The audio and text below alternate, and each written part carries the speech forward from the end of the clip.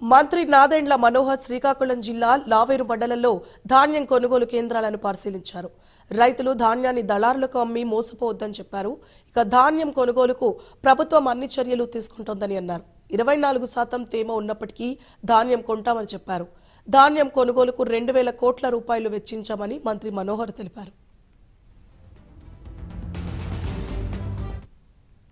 ప్రభుత్వం ఏర్పడిన తర్వాత మేమే ఆశ్చర్యపోయాం. గత ప్రభుత్వం ఎన్ని మాటలు చెప్పి చివరికి రైతులు కూడా బకాయిలు వదిలేసి వెళ్ళిపోయారు.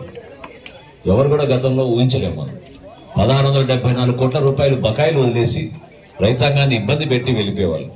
ఈరోజు నేను విజయనగరంలో పొద్దున చాలా మందితో రైతులతో కలుస్తున్నప్పుడు వాళ్ళందరూ కూడా ఏమన్నారంటే, సంక్రాంతి మాకు ముందుగానే వచ్చింది, మాకు ఊహించని విధంగా మా ఖాతాలో డబ్బులు పడిపోతున్నాయనే ఆనందం వాళ్ళు వ్యక్తపరుస్తున్నప్పుడు నిజంగా ఈ ప్రయాణం దీని వెనుక మీ అందరం కూడా ఒక టీమ్గా కష్టపడే మనస్తత్వం అయితే ఏర్పడిందో మా అధికార యంత్రాంగం కానివ్వండి, రాజకీయ నాయకులు కానివ్వండి, ఎప్పుడు కూడా మేము కోరేది రైతు సంతోషంగా ఉండాలి.